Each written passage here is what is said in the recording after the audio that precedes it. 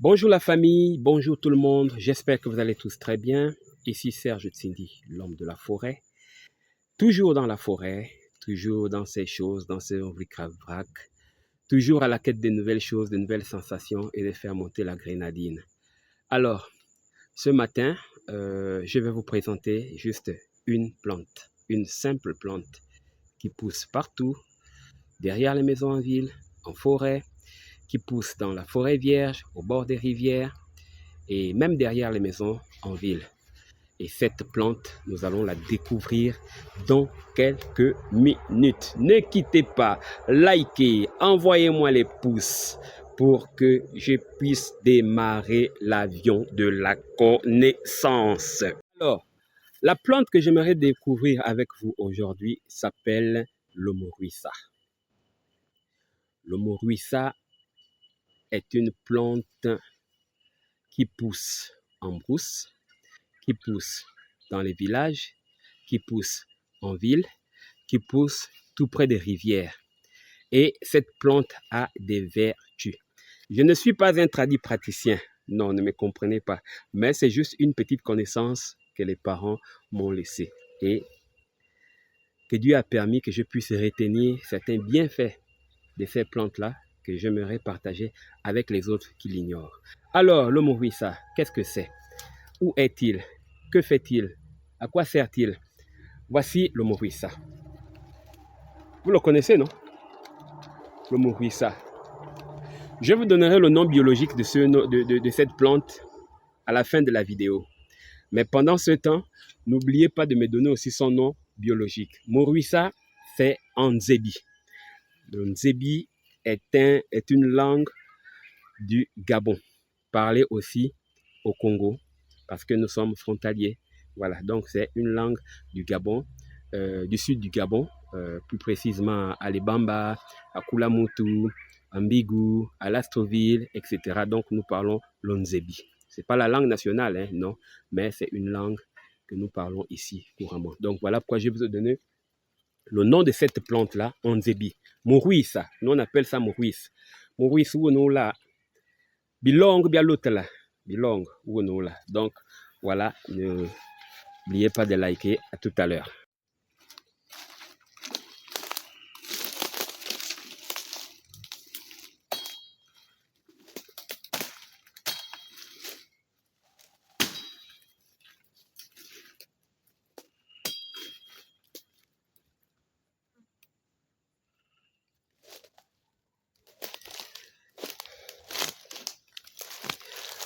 Voici l'Omoruisa. On peut le manger comme je fais, comme ça, le plicher. D'accord? Comme la canne à sucre. Hein? Vous pouvez plicher comme la canne à sucre. J'épluche et je vous montrerai comment ça se passe.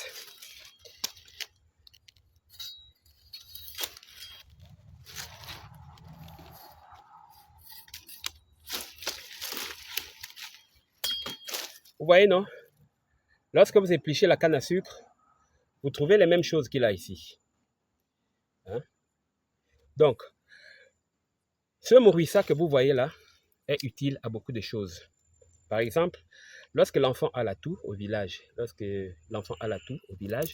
et que vous n'avez pas de moyens pour aller, par exemple, à l'hôpital pour se faire soigner, ce Moruisa est important.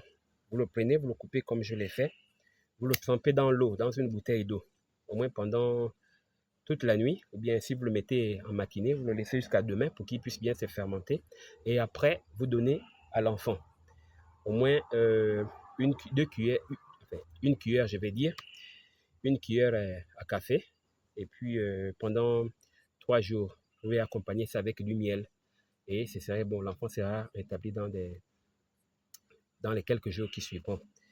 Et ce Moruisa aussi, vous pouvez aussi le manger. Ouais. Il est aigre. Il est aigre. C'est aussi un des parasitants. Il est aigre et il a une très bonne saveur. Voilà.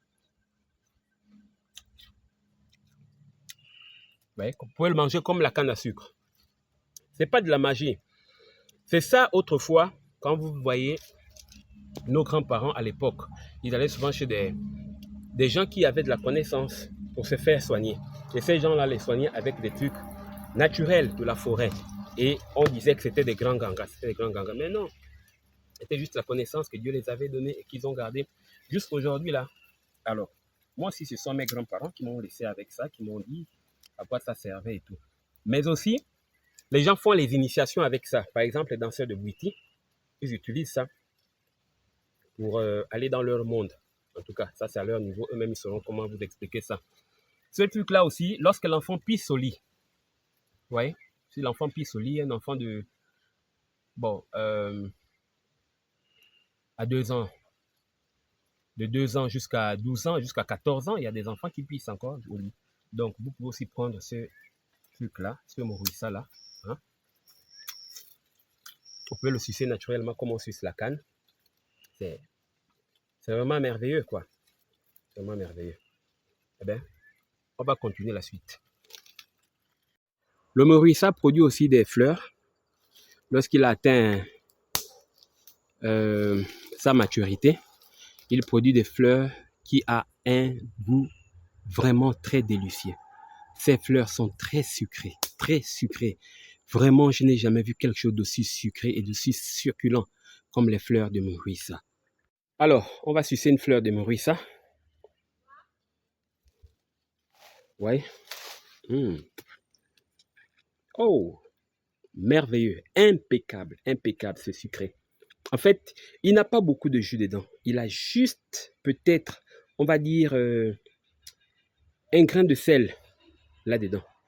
Le jus qui est dedans équivaut à un grain de sel. Et lorsque vous le sucez, vraiment, il est très succulent. Mais je vous assure que cette plante que vous voyez est un grand médicament dont on va parler de ça la prochaine fois. Donc, on va s'arrêter par là aujourd'hui.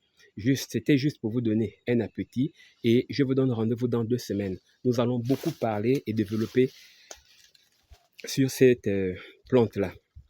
Alors, la prochaine fois, nous parlerons aussi de l'anivakine indigène. L'anivakine indigène est un arbre en brousse qui pousse. Je le connais très bien et c'est par cet arbre-là que l'on produit l'anivakine.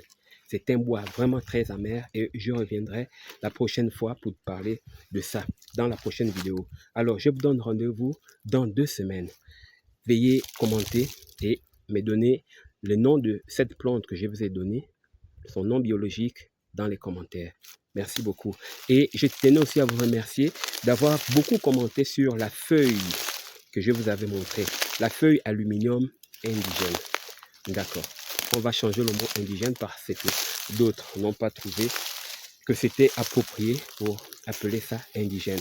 J'ai reçu beaucoup de commentaires et je vous remercie pour tous ceux qui ont participé et tous ceux qui vont encore participer. À la prochaine fois. Je vous donne rendez-vous dans 2 semaines sur la chaîne de Serge Timbi, l'homme de la forêt. Bye!